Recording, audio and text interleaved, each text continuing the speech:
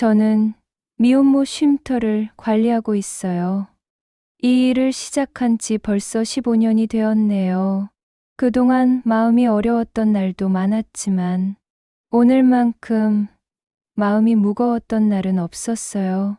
김지수 할머니의 장례식이 있는 날이었거든요. 영정 사진 속 할머니는 환하게 웃고 계셨어요. 짧은 머리를 단정하게 묶고 얼굴 가득 미소를 머금은 모습.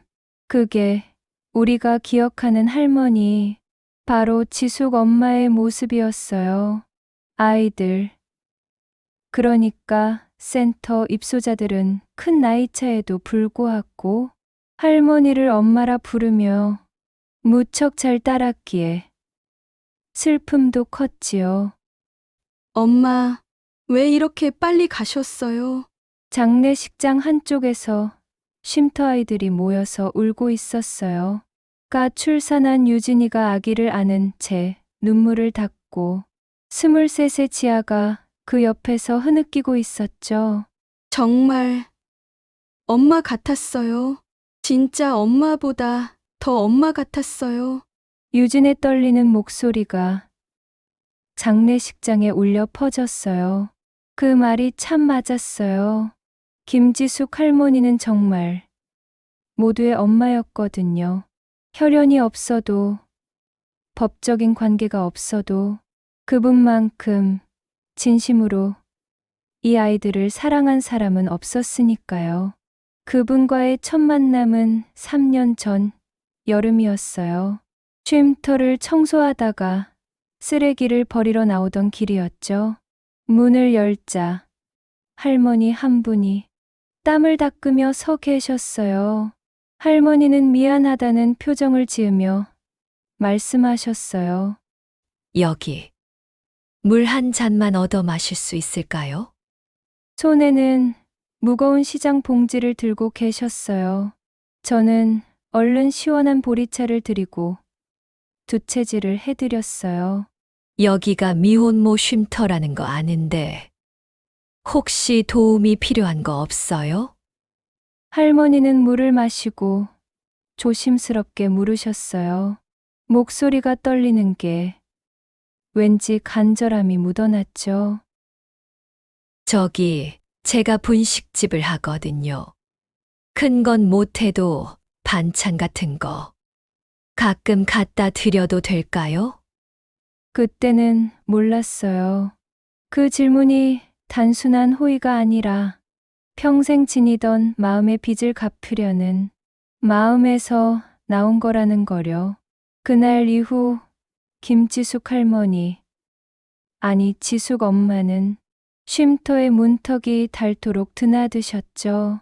쉼터의 정식 봉사자가 되셨거든요. 매주 화요일과 금요일이면 어김없이 나타나셨어요. 손에는 늘 반찬이 가득 들려 있었고요. 얘들아, 엄마가 왔다. 지숙 엄마가 오시면 쉼터가 환해졌어요. 입소자들은 엄마 주변으로 모여들었고 지숙 엄마는 그 아이들을 하나하나 안아주셨죠. 특히 유나가 쉼터에 처음 왔을 때가 기억나네요. 겨우 22살이었던 유나는 배가 불러온 몸으로 모든 것이 두렵다는 표정이었어요. 저 잘할 수 있을까요? 엄마가 될 수 있을까요? 당연하지. 너는 이미 엄마야. 그 아이를 지키기로 결심한 순간부터 말이야. 지숙 엄마는 유나의 손을 꼭 잡아주셨어요. 그리고 출산 예정일 한 달 전부터는 매일같이 쉼터에 오셔서 유나 마음의 불안을 달래주셨죠. 어느 날 새벽 4시에 유나는 진통이 시작됐어요. 저는 급히 유나를 병원에 데려갔고 지숙 엄마에게 연락을 드렸죠. 병원에 도착해서 분만 준비를 하는 사이 지숙 엄마는 이미 병원 복도에 앉아 계셨어요. 어떻게 벌써 오셨어요? 아가 나온다는데 어찌 가만히 있어. 우리 유나 혼자 무섭게 할 수 없지. 지숙 엄마는 환한 웃음을 지으셨지만 눈가가 붉어져 있었어요. 유나가 드디어 건강한 여자아이를 낳았을 때 탯줄을 잘라주신 것도 지숙 엄마셨죠. 엄마, 제 딸이에요. 이쁘다. 우리 강아지. 엄마 닮아서 이쁘네. 지숙 엄마는 병원 유리창 너머로 아이를 조심스럽게 바라보셨어요. 한참을 그렇게 바라보시며 눈물을 뚝뚝 흘렸죠.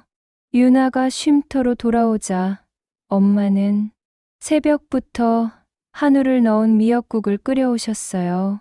그리고 유나에게 축하한다며 봉투를 건네셨어요. 봉투를 열어보고 깜짝 놀란 유나가 거절했어요. 이건 너무 많아요. 엄마 된 사람한테 친정해서 해줘야지. 너 친정 없잖아. 이제 내가 너희 친정이다. 이렇듯 지숙 엄마는 쉼터의 입소자들에게도 모두 진심으로 대해 주셨어요. 그렇게 쉼터의 모든 아이들에게 할머니는 친정 엄마가 되어 주신 거죠. 그리고 유나가 출산한 지 한 달이 지난 어느 날이었어요. 쉼터 거실에 모든 입소자들이 모여 있었죠. 또 다른 미혼모가 아이를 낳았고 지숙 엄마는 어김없이 음식과 미역국을 준비해 오셨어요.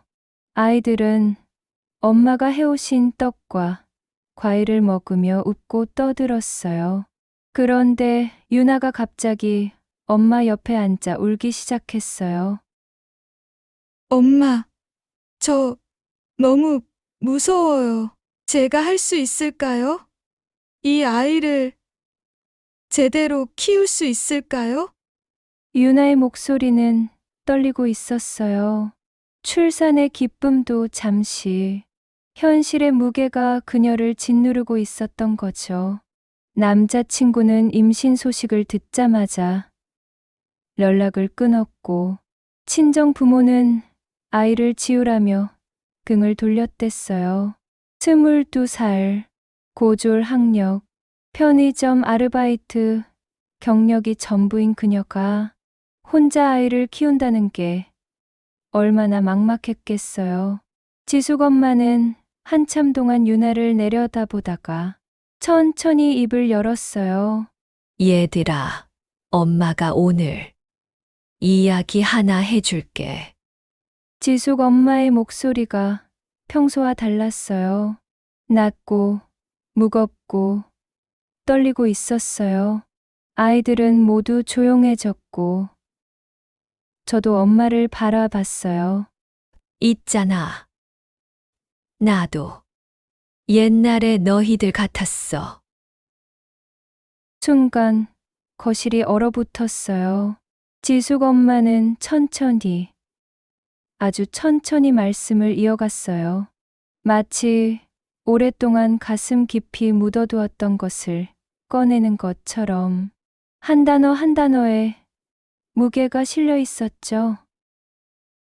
1978년 내가 23살 때였어. 시장 근처 양복점에서 일하고 있었는데 어느 날 손님 한 분이 오셨지. 양복을 맞춰 입은 멋진 남자였어. 나보다 8살 많았고 대학을 나왔다고 했어. 쌀밥을 그나마 주식으로 먹던 시대였지만 공부는 달랐어. 양복도 지금처럼 아무나 입지 못했거든. 그때 내 눈에 그 남자는 무척 멋있어 보였어. 지숙 엄마는 잠시 말을 멈추고 창밖을 바라보셨어요. 47년 전 그날로 돌아간 듯한 표정이었죠. 그 사람이 나한테 참 잘해줬어.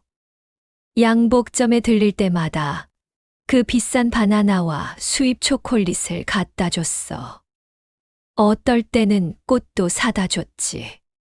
그러다 퇴근 시간에 맞춰서 기다렸다가 집까지 바래다 주고. 그때는 정말 나를 사랑하는 줄 알았어. 아니, 그럴 거라 생각하고 싶었던 거겠지. 세상에 나 혼자뿐이었던 그때. 누군가 나를 사랑한다는 게 얼마나 소중했는지. 엄마의 목소리가 점점 작아졌어요. 그렇게 6개월쯤 지났을까. 내가 임신을 했어. 무서웠지. 하지만 그 사람이 있으니까.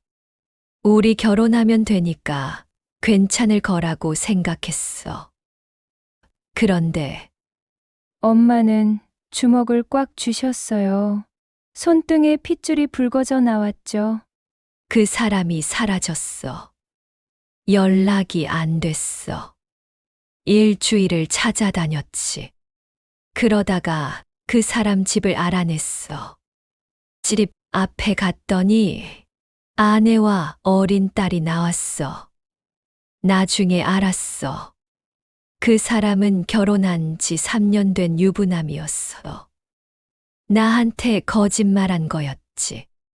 독신이라고, 나랑 결혼할 거라고. 전부 거짓말이었어. 거실에는 숨소리만 들렸어요. 모두 지숙 엄마를 바라보고 있었고 몇몇은 이미 눈물을 흘리고 있었어요. 그래도 아이는 죄가 없잖아. 그래서 나 혼자 낳았어. 1979년 봄. 산파 아주머니가 운영하는 조그만 조산원에서 낳았지. 그나마 다른 조산원에서는 거절해서 겨우겨우 알아낸 곳이었어. 왜 혼자 왔냐고 묻지도 않았지. 환영해 주는 사람도 없는 곳에서. 아이를 낳아서 부끄럽고 미안했어. 특히 내 아이한테. 지숙 엄마의 눈에서 눈물이 흘러내렸어요. 그날의 감정이 지금도 생생하신 듯 했어요. 아들이었어. 작고 빨간 얼굴로 울어대는 우리 아들. 이름을 준호라고 지었어. 준비할 준, 호랑이 호. 세상을 당당하게 살아가라고. 그런 바람을 담았어. 지숙 엄마는 잠시 숨을 고르셨어요. 하지만 현실은 달랐어. 방도 없고 돈도 없고 아무것도 없었어. 여관방에서 지냈는데 아이가 우니까 결국 쫓겨났어. 산후조리는 무슨. 출산하고 2주 만에 봉제 공장에 나갔어. 앉아 있는 게 힘들어 죽을 것 같았지. 그러면 아이는 어떻게? 제가 조심스럽게 물었어요. 아이를 고아원에 맡겼어. 잠깐만이라고 생각했어. 방 한 칸이라도 구하고, 조금만 돈을 모으면 다시 데려올 거라고. 고아원 원장님한테도 그렇게 말했어. 잠깐만 맡기는 거예요. 꼭 데리러 올게요. 라고. 그런데 고아원에서 어린아이를 맡길 때는 친권 포기 각서를 꼭 써야 한다고 했어. 형식적인 거지만 필요하다고 했지.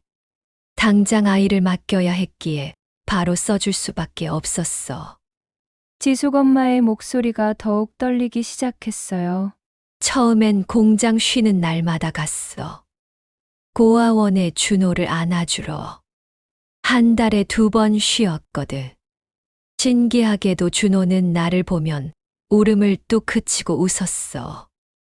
엄마를 알아본 거야. 나는 그 아이를 안고 몇 시간이고 노래를 불러줬어. 엄마가 꼭 데리러 올게. 조금만 기다려요. 우리 곧 같이 살 거야. 라고 약속도 했지. 그러다 돈을 더 벌려고 한 달에 한 번만 갔어. 욕심나서 돈을 더 벌려고 다른 일도 하면서 아예 쉬지를 못했지. 안 쉬면 돈을 더 빨리 버니까 하루라도 더 많이 일하려고 욕심을 냈어. 지숙 엄마는 눈을 감으셨어요. 그리고 목이 메어 한동안 말을 잇지 못하셨어요. 그렇게 1년 반이 걸렸어.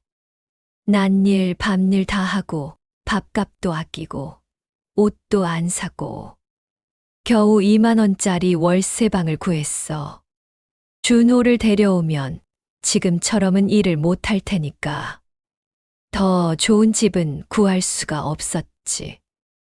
비록 습기 때문에 벽지도 누렇게 뜨고 화장실도 없는 방이었지만 그게 그렇게 좋을 수가 없었어. 드디어 우리 준호랑 같이 살 수 있다고 생각하니까 대궐 같았거든. 그 순간 지숙 엄마의 눈빛에 말로 표현할 수 없는 고통이 드러났어요. 방 청소를 하고 중고 가게에서 아기 이불도 사고 고아원에 갔어. 다음 주에 데리러 올게요라고 말하려고. 그런데 지숙 엄마의 손이 심하게 떨렸어요. 저는 그 손을 잡았어요. 무슨 말이 나올지 알 것 같아 마음이 아팠어요. 원장 선생님이 나를 사무실로 부르셨어. 그리고 말씀하셨지. 준호는 지난주에 해외로 입양됐습니다. 라고. 센터 아이들은 일제히 숨을 삼켰어요. 나는 그 자리에 주저앉았어. 아니에요. 제가 데리러 온다고 했잖아요. 방도 구했어요. 다음 주에 데려갈 거라고요. 친자 포기 각서는 그냥 형식적인 거라고 하셨잖아요. 저에게 묻지도 않고 애를 보내시면 어떡해요? 울면서 애원했어. 하지만 소용없었어. 지숙 엄마는 주먹으로 가슴을 쳤어요. 원장 선생님이 말씀하셨어. 최근에는 거의 오시지 못했잖아요. 그래서 실제로 아이를 데려가실 거라고는 생각하지 못했습니다. 미혼모가 혼자 아이를 키운다는 건 이 나라에서는 불가능한 일이라는 거 아시잖아요. 저도 마음은 아프지만 준호는 폴란드에 좋은 가정으로 갔어요. 양부모님은 교수 부부예요. 아이들을 정말 좋아하시는데 아이를 가질 수 없어서 한국에서 2번째 아이를 입양하신 거예요. 정말 좋은 기회였다고요. 라고 하는데 2번째라는 말에 귀가 번쩍 뜨였어. 원장 선생님이 계속 말씀하셨지. 그 가정은 4년 전에도 한국에서 남자아이를 입양해 갔어요. 올해 6살이죠. 준호에게 좋은 형이 되어줄 겁니다. 그래서 이번에도 그 집에 입양을 보낸 거예요. 형제가 되는 겁니다. 외국에서 혼자가 아니라 형과 함께 자라는 거예요. 좋은 환경은 말할 것도 없고요. 그 말을 듣는 순간 나는 무너졌어. 동시에 깨달았지. 내가 줄 수 있는 건 좁은 방 한 칸과 끼니조차 매일매일 걱정해야 하는 상황이지만 그 아이가 가게 된 곳에는 사랑이 가득한 부모님이 계시고 함께 놀 형이 있고 따뜻한 집이 있다는 걸. 지숙 엄마는 고개를 떨구셨어요. 집에 돌아와서 사흘을 울었어. 밥도 못 먹고 잠도 못 자고 다시 우리 준호를 찾아오고 싶어서 미련이 남아서 어떻게 해야 할지 계속 생각했어. 그러다가 정신을 차렸어. 내가 찾아가면 어떻게 되지? 준호는 새 가족과 행복하게 지내고 있을 텐데 내가 나타나서 그 아이의 인생을 뒤흔들면 안 되는 거 아닌가 하는 생각도 들었지. 지숙 엄마는 눈물을 닦으셨어요. 그래도 당장 포기가 안 되더라고. 그래서 2주 동안 알아봤어. 어떻게든 연락처를 알아내서 편지라도 보내고 싶었어. 하지만 불가능했어. 입양 정보는 철저히 비밀이었고, 친모가 찾는다고 하면 오히려 입양이 취소될 수도 있다는 거야. 그 말을 듣고 포기했어. 고아원 원장님 원망도 많이 했지만, 사실 그분은 현실적으로 보고 판단하신 거니까 비난할 수는 없었어. 엄마, 유나가 울먹였어요. 대신 결심했어. 당장 내 아이는 못 지켰지만, 살다 보면 준호를 다시 만날지도 모르잖아. 그러니 나는 나중에 준호 앞에 부끄럽지 않은 사람이 되어야겠다고. 그렇게 생각하고 버티며 살았어. 살다 보니 나보다 더 가여운 사람도 많더라고. 다 지켜주고 싶은데 못 그래서 속상했지. 지숙 엄마는 옆에서 울고 있는 유나의 눈물을 닦아주셨어요. 그래서 더 열심히 일했어. 아침부터 밤까지 일하고 번 돈은 아껴 썼어. 그리고 우연히 알게 된 고아원에 후원금을 보내기 시작했어. 우리 준호도 양부모님 밑에서 잘 지내길 바라면서 고아원 아이들 챙겨줬지. 그게 내가 할 수 있는 전부였어. 시간이 흘러 내가 30살이 됐을 때 좋은 남자를 만났어. 시장에서 채소 장사를 하는 사람이었는데 정직하고 착했어. 나한테 청혼을 했지. 그럼 결혼하셨던 거예요? 거절했어. 지숙 엄마의 대답은 단호했죠. 그 사람은 내 과거를 알고 있었어. 미혼모였다는 것도, 아이를 입양 보냈다는 것도. 그런데도 괜찮다고 같이 살자고 했어. 착한 사람이었어. 정말 지숙 엄마의 목소리가 갈라졌어요. 3개월을 고민했어. 그 사람과 결혼하면 평범한 가정을 꾸릴 수 있었어. 외롭지 않게 살 수 있었지. 하지만 준호 생각이 났어. 나를 원망하며 자라고 있을 내 아들. 그 아이를 생각하면 나 혼자 행복해지는 게 배신하는 것 같았어. 하지만 그건 제가 말을 꺼내려 했지만 엄마는 아니라는 듯 손을 저으셨어요. 이건 벌이야.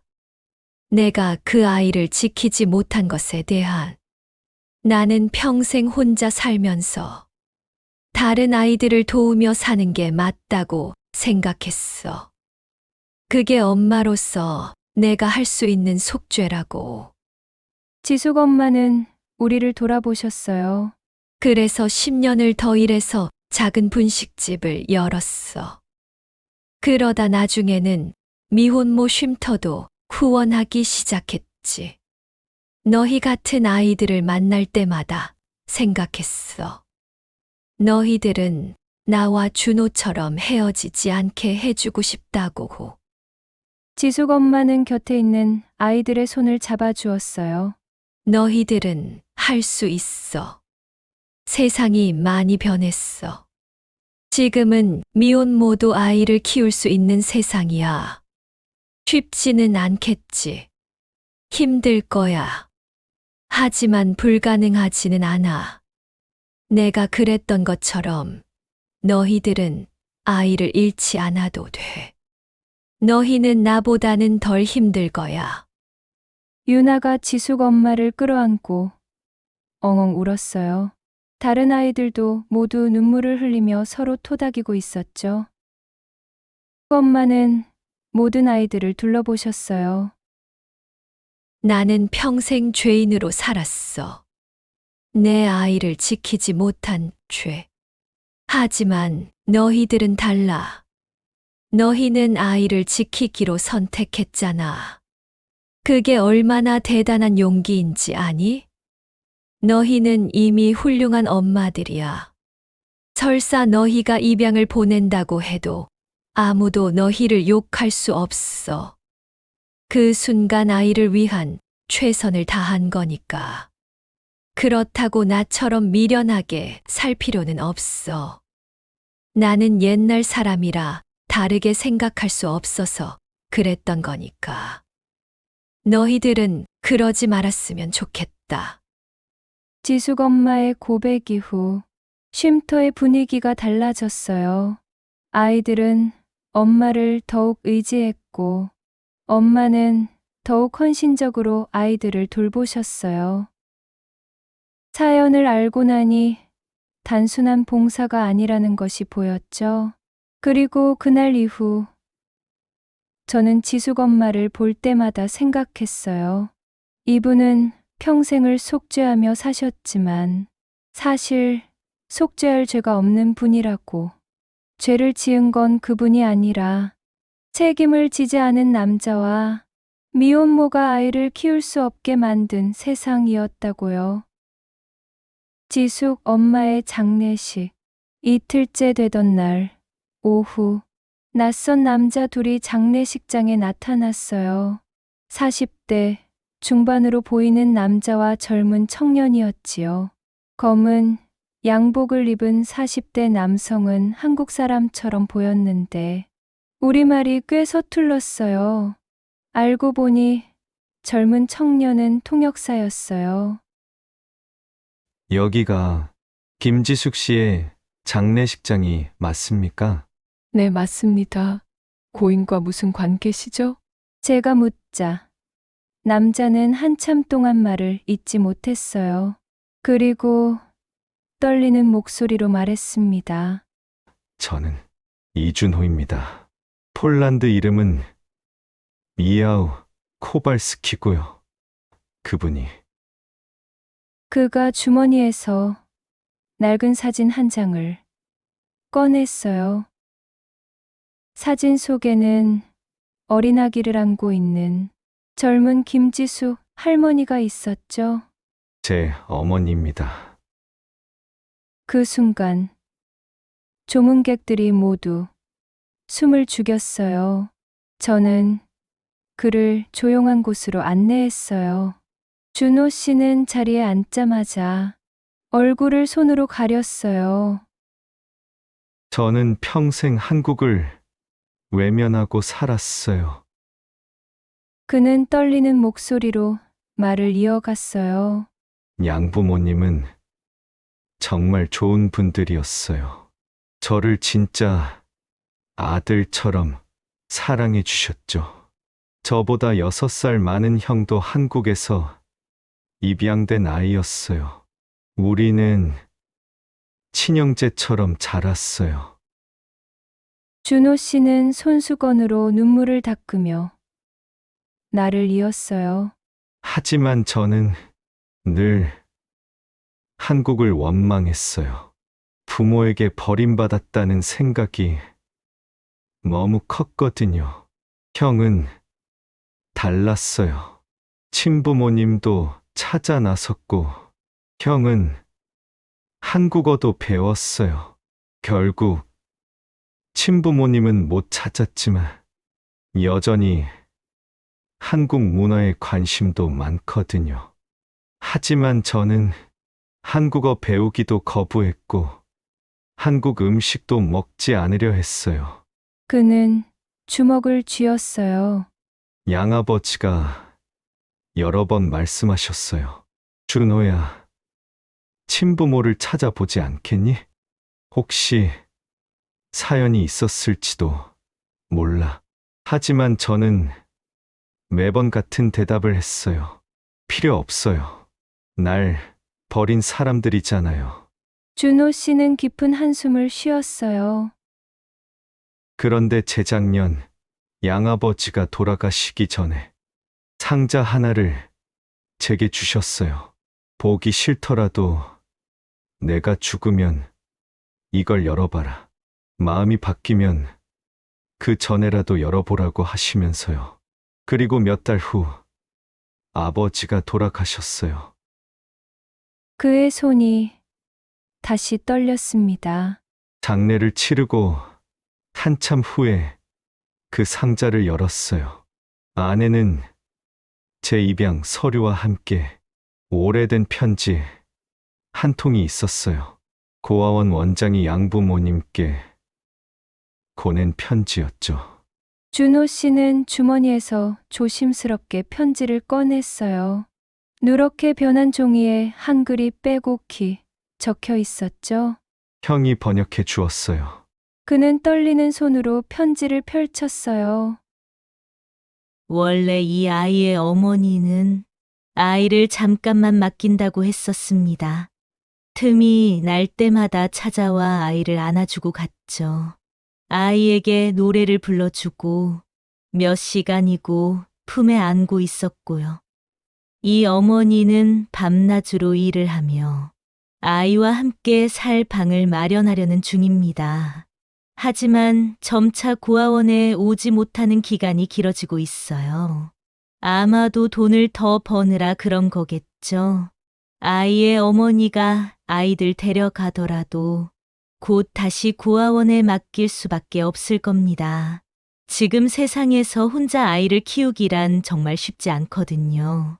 아이를 돌보느라 아마 돈도 제대로 벌지 못할 테죠. 저는 아이에게 더 나은 환경을 주기 위해 가슴이 찢어지는 결정을 내렸습니다. 아이를 입양 보내기로 한 것이에요. 저는 이 아이와 어머니에게 죄인입니다. 하지만 저는 제 선택이 옳다고 믿습니다. 이 아이의 어머니가 다시 고아원을 찾아올지 아닐지 모르지만 좋은 가정에 입양 갔다는 것을 알면 안도할 거예요. 이 아이가 부디 잘 자라서 어머니와 꼭 만나길 바라봅니다. 준호야, 혹시 네가 이 편지를 읽게 된다면 니네 어머니는 너를 버린 게 아니라는 걸 알아주었으면 한다. 그분은 너를 너무나 사랑했단다. 다만 그 사랑을 지킬 힘이 없었을 뿐이야. 네가 원하지 않았던 일이라면 내가 정말 미안하구나. 준호 씨는 고개를 떨구었어요. 그 편지를 읽고서야 마음이 열렸어요. 그분이 날 버린 게 아니라 세상이 그분에게서 저를 빼앗은 거였다는 것도 알게 됐죠. 그는 양어머니에게 한국에 가보고 싶다고 말했대요. 양어머니는 너무 늦은 거 아닐까. 네 형처럼 못 만나서 상심하면 어떡해. 라며 걱정하셨지만 준호 씨는 더 늦으면 영영 후회할 것 같아요. 어머니를 만나서 그동안 원망했던 걸 사과하고 싶어요. 그리고 원망하지 않는다고 덕분에 양부모님 만났으니 감사하다고 말씀드리고 싶어요. 못 찾더라도 슬퍼하지 않을게요. 라고 어머니를 안심시켜 드리고 한국에 왔대요. 하지만 준호 씨가 입양되던 당시 서류가 남아있지 않아서 기관을 통해서는 어머니를 찾지 못했다고 했어요. 그래서 겨우 사립탐정의 도움으로 2년 만에 어머니의 소식을 찾았다고 해서 왔는데 그가 도착한 곳은 장례식장이었던 거죠. 한 달만, 아니, 일주일만 일찍 찾았어도 준호 씨는 영정사진 앞에 무릎을 꿇고 한참을 울었어요. 46년을 기다렸던 모자의 상봉은 결국 이루어지지 못했죠. 그때 쉼터 아이들이 준호 씨에게 다가왔어요. 유나가 아기를 안고 조심스럽게 말했어요. 지숙, 엄마가 당신 어머니세요?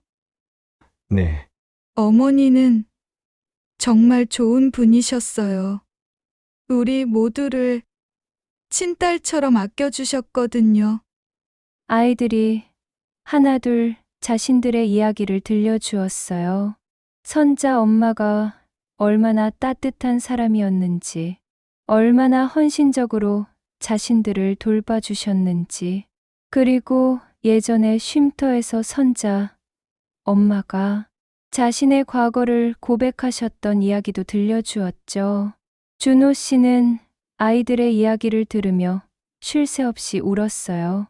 그리고 중얼거렸죠. 그분은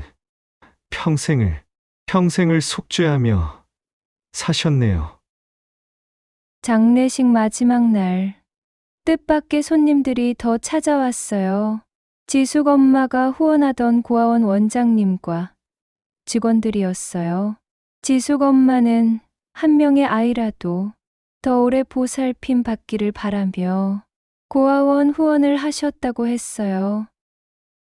장례를 치르고 저는 쉼터 식구들과 함께 지숙 엄마의 분식집에 갔어요. 준호 씨도 엄마가 일하던 곳을 보고 싶다고 해서 같이 왔죠. 지숙 엄마는 생전에 분식집을 센터에서 맡아주었으면 좋겠다고 유언을 남기셨어요. 그리고 오랜 얘기 끝에 유나가 가게를 이어받기로 했지요. 분식집에는 오래된 간판과 세기바란 메뉴판이 붙어 있었어요. 낡았지만 언제나 따뜻했던 곳이었죠. 문은 굳게 닫혀 있었고 유리문에는 지숙 엄마가 붙인 종이가 있었어요. 오늘도 힘내세요. 어딘가에는 당신을 응원하는 사람들이 있을 테니까요. 유나가 종이에 적힌 문구를 보며 눈물을 흘렸어요. 이거 제가 처음 쉼터에 왔을 때 엄마가 해주신 말이에요. 나한테도 똑같은 말 해주셨어요. 아이들이 하나둘 고백했어요. 지숙 엄마는 각자의 마음에 씨앗을 심어주셨던 거예요. 유나는 떨리는 손으로 가게 문을 열었어요. 저 잘할 수 있을까요?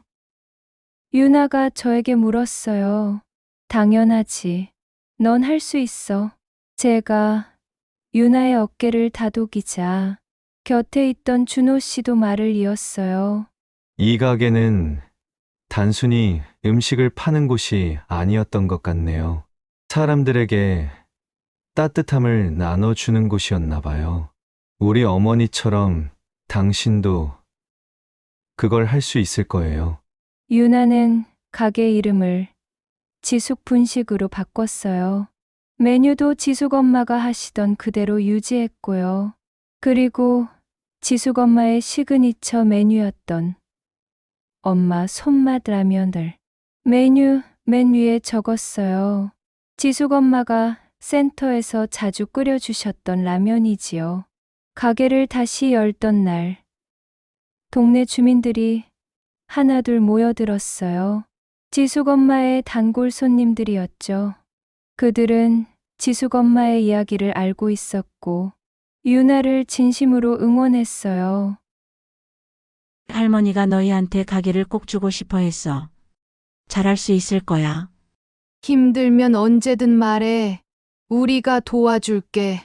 사람들의 따뜻한 말에 유나는 눈물을 흘렸어요. 쉼터 식구들도 번갈아가며 가게 일을 도왔죠. 그렇게 지숙 분식은 미혼모들의 자립 공간이 되어갔어요. 그리고 준호 씨가 떠나고 얼마 후 준호 씨와 김지숙 할머니의 이야기가 어느 기자에 의해 알려지면서 온라인에서 화제가 됐어요. 42년 만에 만난 모자. 하지만 영정 사진으로 평생 미혼모들을 도운 할머니. 알고 보니 본인도 미혼모였다. 아들을 위해 평생 선행하며 살았던 한 여인의 이야기. 기사가 나간 후 분식집은 순식간에 사람들로 붐볐어요. 단순히 구경하러 온 게 아니라 지숙 엄마의 마음을 기억하고 싶어서 찾아온 사람들이었죠. 저도 옛날에 미혼모였어요. 지숙 할머니의 이야기를 듣고 용기를 얻었어요. 저는 입양아입니다. 이 이야기가 저에게 감동을 주었어요. 우리 어머니도 혼자 저를 키우셨어요. 이 이야기를 보고 어머니가 생각났어요. 사람들은 음식값에 후원금을 더해서 계산했고 그 돈은 모두 쉼터로 전달됐어요. 지숙 엄마의 선행이 더 많은 선행을 낳고 있었죠. 준호 씨는 폴란드로 돌아가기 전 분식집에 액자 하나를 걸었어요. 젊은 날의 김지숙 할머니가 아기를 안고 환하게 웃고 있는 사진이었어요. 고아원에서 찍었던 단 한 장 남은 모자 사진이었죠. 어머니, 이제는 알아요. 당신이 저를 얼마나 사랑했는지, 그리고 그 사랑이 얼마나 많은 사람들에게 전해졌는지. 준호 씨는 사진 앞에서 한참을 서 있었어요. 못난 아들이 너무 늦게 왔어요. 용서해 주세요. 그리고 저를 기억해 주셔서 기뻤어요. 만날 수 없다는 게 너무 슬프지만 어머니 덕분에 저는 더 이상 괴롭지 않게 되었어요. 감사합니다, 어머니. 그는 폴란드로 돌아갔지만 매달 쉼터와 고아원에 후원금을 보내고 있어요. 지숙 엄마가 하셨던 것처럼요. 그리고 내년에는 형 마르친과 함께 다시 한국을 방문할 예정이라고 해요. 어머니의 납골당에 방문하기 위해서요. 지금도 저는 거의 매일 지숙 분식 앞을 지나가요. 유나가 열심히 떡볶이를 만들고 단골 손님들이 따뜻한 국물을 호호 불며 먹는 모습이 보여요. 가게 안에는 언제나 김이 모락모락 올라오고 창문에는 오늘도 힘내세요라는 메모가 붙어 있죠. 그 풍경을 볼 때마다 저는 생각해요. 지숙 엄마가 아직도 여기 계신 것 같다고요. 지숙 엄마가 남긴 건 가게만이 아니었어요. 따뜻함이었고, 용기였고, 희망이었죠. 세상이 외면한 사람들을 끝까지 품어 안았던 그 마음. 그리고 그 마음은 지금도 이 작은 분식집에서 매일매일 이어지고 있어요. 어제 유나가 제게 말했어요.